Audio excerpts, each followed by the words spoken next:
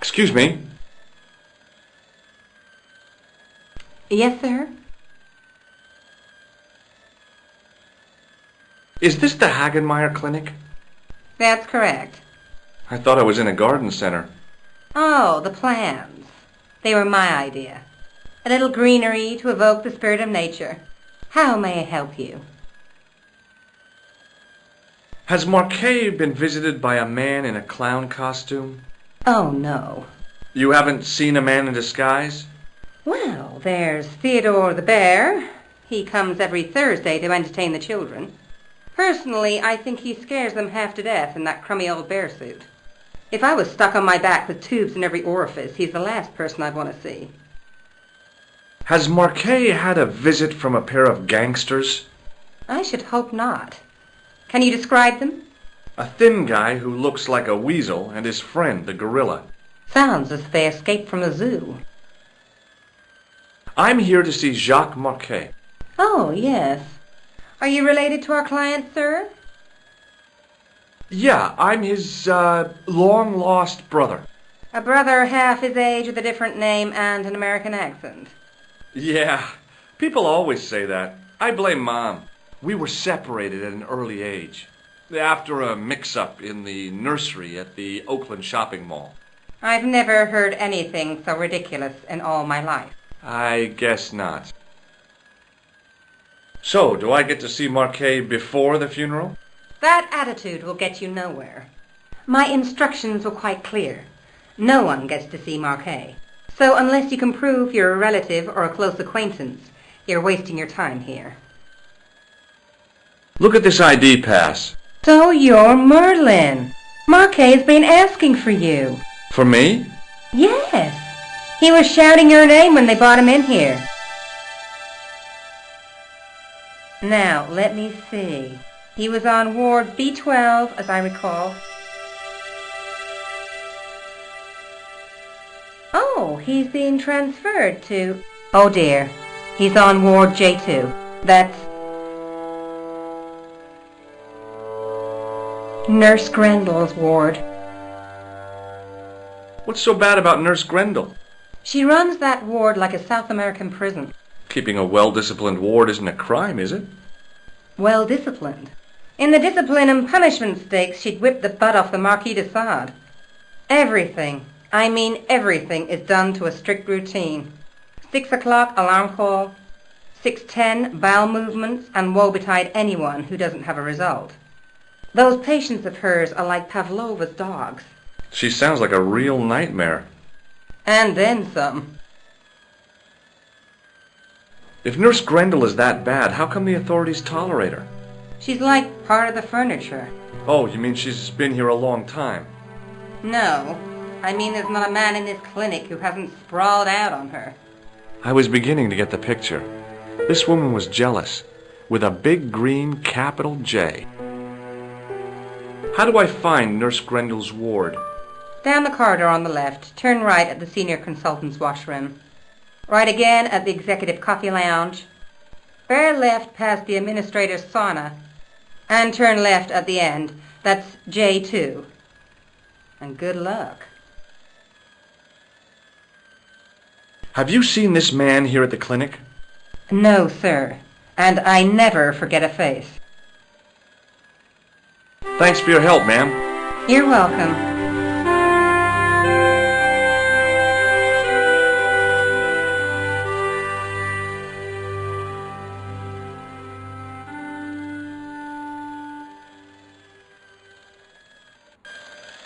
As I turned the corner, I saw the source of the hellish noise which echoed through the corridors. It was an industrial polishing machine with an odd-looking guy in tow.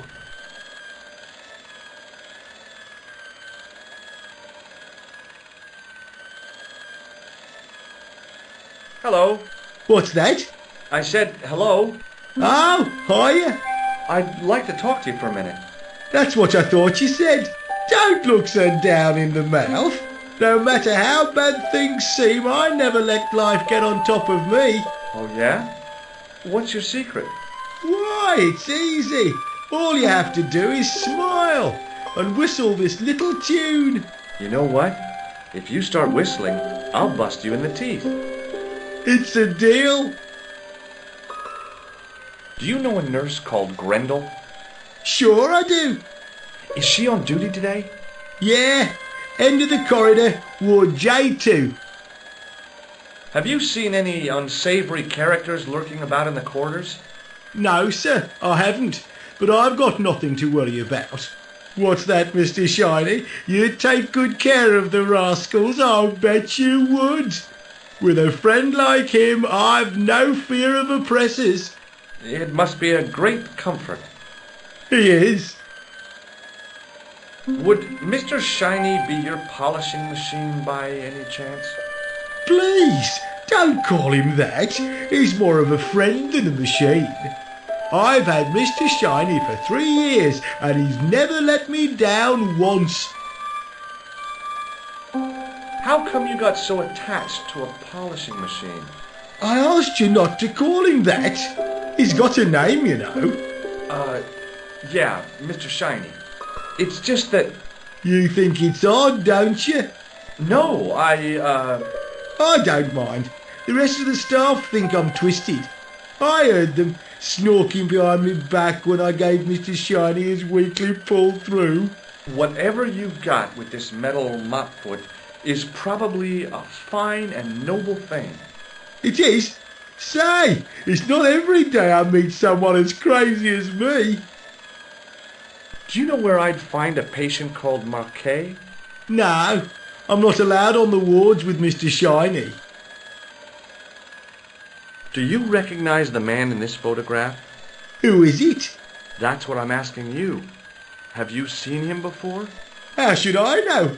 You haven't told me who he is. Take a look at the photo. Yeah, okay.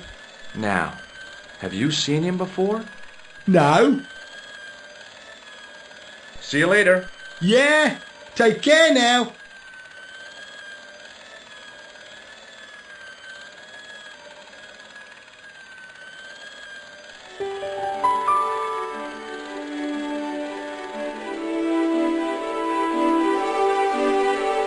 As I tugged the plug out of the socket, the polishing machine coughed, spluttered, and died. Mr. Shiny, what's wrong, pal?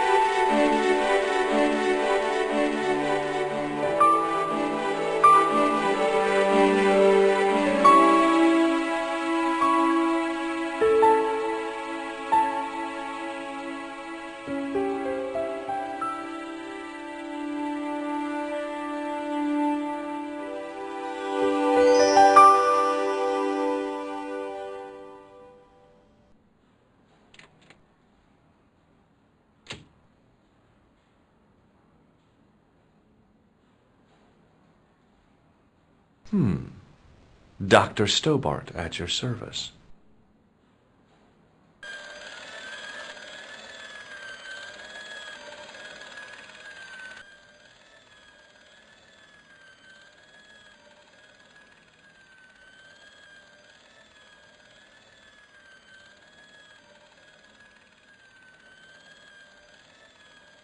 Hi, my name's George Stobart. Aha! Just the man. You must be the new boy. Yeah, I must be. Well, stop wandering about and make yourself useful. Bunny, come here, boy. This is Benoit, my nephew. Can I trust you to look after him? Do your own babysitting, Gramps. Who do you think you are, anyhow? I am Felix Hagenmeyer. And may I say what an honor it is to meet you in person, sir. You are on my medical wall of fame.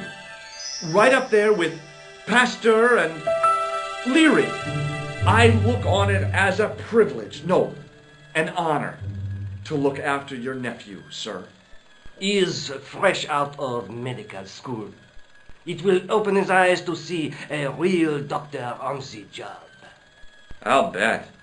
Show him around. Let him see some real suffering. Do you recognize the man in this photograph? No, sir, I do not. So long, Hagenmeyer. Hey, Benoit! There's no need to shout.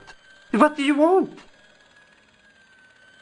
Do you know anything about a patient named Marquet? No, sir, I don't know much about any of the patients. I've never met a doctor who admits that he's only human. I'm only a trainee, sir. I'm sure I'll get the hang of things. Do you know the nurse on Ward J2? No, monsieur. This is my first day here. I can't wait to get my hands dirty. I was talking about treating my first patient, of course. I didn't mean I'd get my hands dirty with a nurse. Shut up, Benoit. Okay, sir. Do you recognize the man in this photograph? No, monsieur. I've never seen him before. Follow me, Benoit. I'm right behind you, sir.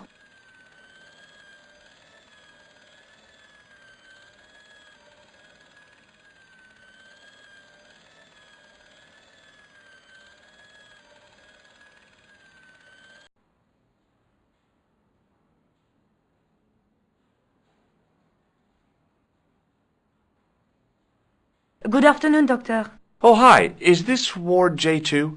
Yes, sir. The patients are ready for your inspection, doctor. Thank you, nurse. Well, who's first? Monsieur Croquet in bed 2. What's his problem? He's been complaining of loss of consciousness. You'll need this, doctor.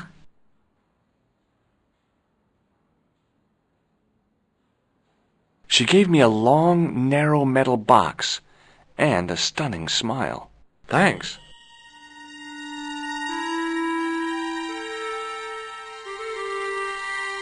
Hi, I'm Dr. Stobart. Hello, Doctor. The nurse told me you keep losing consciousness. That's right. I've had the problem as long as I can remember. It's a real out-of-body experience. Like death, but not so conclusive. I see. How long does it last? Just a fraction of a second, and then I recover. I might not have been a doctor, but I was formulating a diagnosis all the same. This guy was nuts. I know exactly what you mean. It's known in the medical field as blinking. Is it serious? Of course it isn't serious. It's perfectly natural. But just think, 2 seconds every minute. Why, that's almost half an hour every day. 2 weeks out of every year spent in total darkness. I don't have time to listen to this baloney. Which bed is Marquet in? He's round the corner, in solitary. What's the matter with him? I don't know, but the men who brought him in were wearing masks and rubber gloves. Hey, you're a doctor. How come you don't know? We doctors don't know everything. Then how come you act like you do? Has Marquet had any visitors? Nah, neither have I. That's the worst thing about being in hospital. You feel like the rest of the world has abandoned you. Well, you know how it is. Life goes on. Thanks for those comforting words. Do you recognize the man in this photograph? Nah, Doctor. Who is it? A cold-blooded killer. One of your colleagues? No, he really is a murderer. I've never seen him before. Well, goodbye and good luck. Thanks, Doc.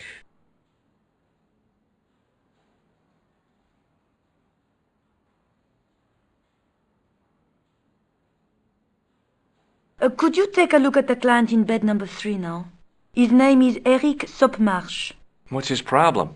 He's delirious. He just now came out of theatre.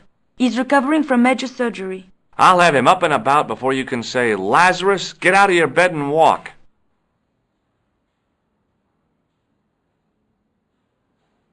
Hello? Anybody home? Who are you? My name is Dr. Stobart, and I'm here to steer you down the rocky road to recovery. Dr. Monroe said there was no cure for what I've got. Your problem is you stayed in bed too long. Are you sure you're a qualified doctor? You better believe it. What's your impression of Nurse Grendel? She's a very efficient young woman. Efficient? You make her sound like a vacuum cleaner. I've no complaints. The woman in reception described Nurse Grendel as a monster. Well, that's simply not true. She's quite strict, but that's her job, isn't it? You've got to have discipline in a place like this. What can you tell me about Marquet? He's the man in the private room, isn't he? That room was mine before I was tossed out like a common squatter. Do you know what's wrong with Marquet? They won't even say what's wrong with me. Tell me, Doctor, what's your opinion? It's too early to say. But I've been here for 3 months. Do you recognize the man in this photograph? No, Doctor. Who is it? A cold-blooded killer. Really? He's a dead ringer for my bank manager. Of course, Mr. Soames hasn't got a scar, and he doesn't come from the Middle East. His hair's a lot grayer, too. Otherwise, it's just like him. Remarkable. I'm going to take your blood pressure. Why? I'm a doctor. It's my job. See you later.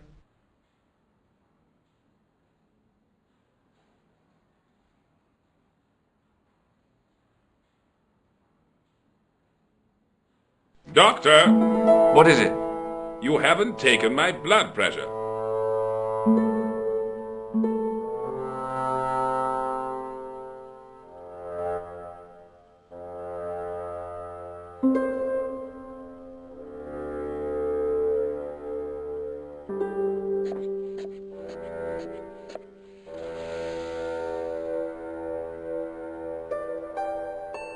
Seems fine to me.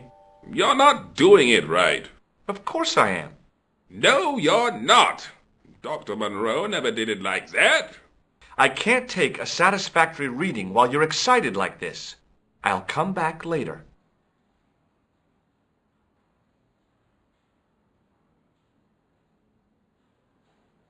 Pardon me, nurse. Oui, monsieur? Do you have any clowns on the ward? Why, yes, we do. A professional clown. I'll bet he lightens the place up. Hardly. Monsieur Boissy has been in a coma for the last 3 months. What's wrong with Boissy? He was involved in a very nasty accident. A silly stunt involving a unicycle. His current condition is due to post-traumatic shock. It's unlikely he'll ever perform as a clown again. It's an ill wind that blows nobody any good. Do you have a patient named Marquet on this ward? Oui, monsieur. He is in the private room at the end of the ward. He has been placed in strict isolation. Why is Marquet in quarantine? If you wish to know more, you'll have to speak to Herr Hagenmeier. All I know is that Marquet's room is strictly out of bounds. Do you know who paid for Marquet's room? No, of course I don't. Preferential treatment like that must cost an arm and a leg. That's not my concern, monsieur. Thank you, nurse. Au revoir, monsieur. Hey, Benoit! Yes, sir? Here, take this pressure gauge. Thank you, sir. What do you want me to do with it? Well, keep it safe until I think of something. Are you ready with that pressure gauge? Prime and ready to pump, sir. What do you want me to do with it? Use it on Eric Sopmarsh. Okay.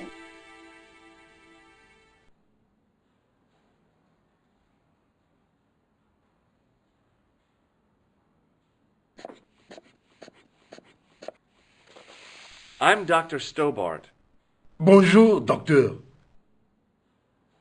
Have you heard of a guy called Marquet? He's in quarantine, doc, right behind this here door. Marquet is just the man I wanted to see. I wouldn't go in there if I was you. He has anthrax. I have to visit my patient. What for? Routine. I have to check he's still breathing. What if he's not? I'll sign the certificate and register his bed as vacant. That's a cold and distant attitude to death. Well, I've been institutionalized to the point of godlike aloofness. The white coat suits you. Thanks. Have you seen any suspicious characters on the ward? Yeah, I have. A gorilla and a weasel? No, this was a tatty old bear. How is the bear acting suspiciously? Well, he was wearing a homburg. Is that against the law? No, but it's pretty weird for a bear. Don't you think it's possible that the bear was a man in disguise? Well, obviously, I'm not completely stupid. But who would go to the bother of disguising himself as a bear? It's not as if he'd blend in with the surroundings. I checked with base to see if any bears had been reported missing from the zoo or a traveling circus. They told me to sit tight until reinforcements arrive. I guess they're right. I'd be stupid to tackle a bear single-handed. Do you recognize the man in this photograph? No, I have never seen him before. Catch you later, officer. Au revoir, Doc. If you see that bear, kick him in the nuts. Rather you than me, pal.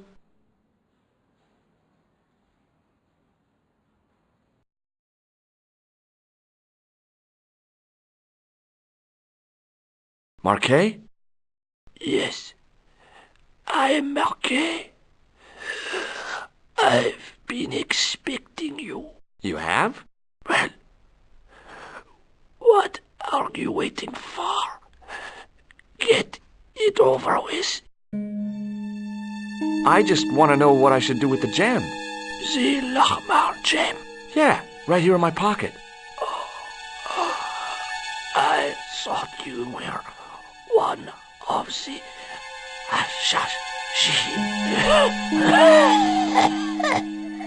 Not me. I never inhaled. So, you were sent in my place? Yeah. You could hardly make the trip to Ireland in your condition. What should I do with the gem? Deliver it to the Grand Master. Quickly. Tell him that I have found the tripod. Right here in Paris. You haven't? Not yet. But it's being taken care of. I hired a couple of stooges with a flair for petty crime. Would that be Flap and Guido by any chance? You know them? We've met. What about the Hashashin? Is more likely to have followed Klausner. He'll stop at nothing to prevent the reforging of the sword. And that's bad, is it? As for Klausner, he is gone off to Syria on a wild goose chase. They have geese in Syria? He has a theory about the location of That's enough excitement for one day, Monsieur Marquet. What are you doing here? Talking to this patient, of course. Monsieur Marquet is my patient. If Herr Hagenmeier was to hear that... Okay, I'm going. I'd learned all I could from Marquet anyhow.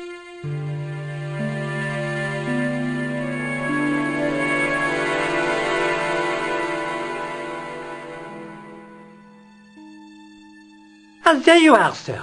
I was just coming to look for you. I finished with your pressure gauge. Thanks, Bunny. What's that noise? It sounds as if someone's having a cardiac arrest. It's all right. The doctor's in there with him.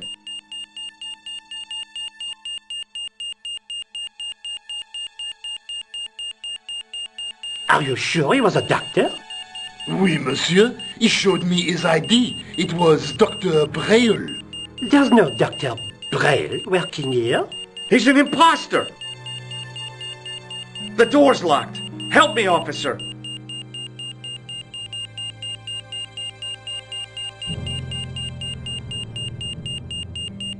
Stand back, monsieur.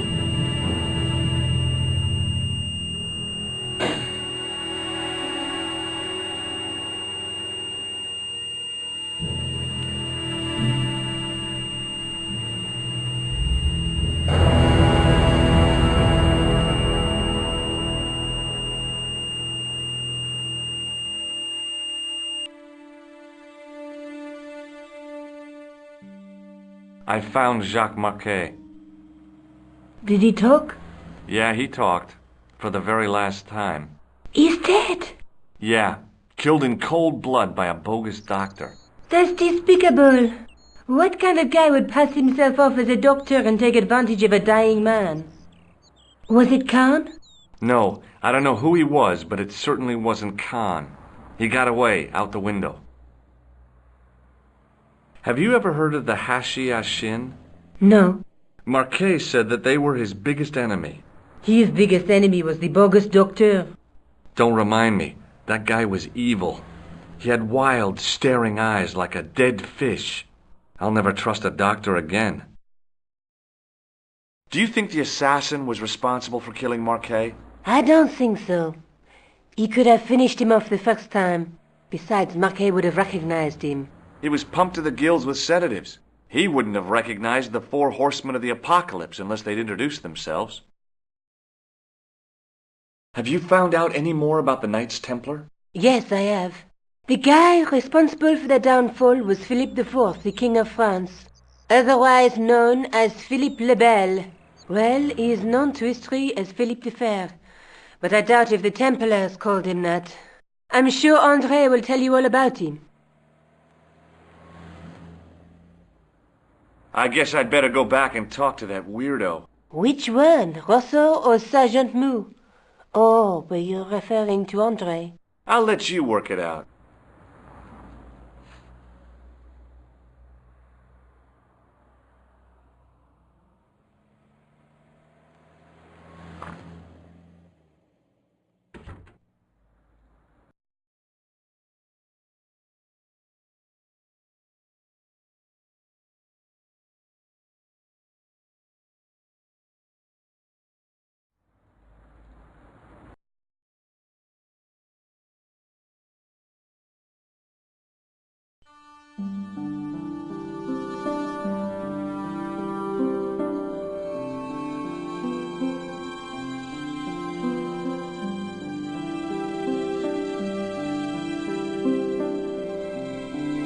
You have left it very late, monsieur.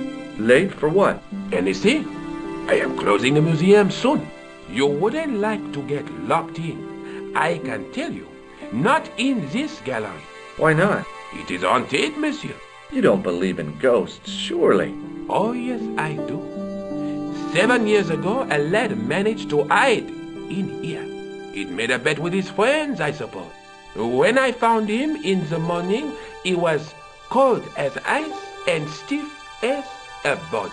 Well, what was the cause of death? They said it was a brain tumor. But on his face was a look of stark, desperate terror such as I have never seen before. Scary. Forget it.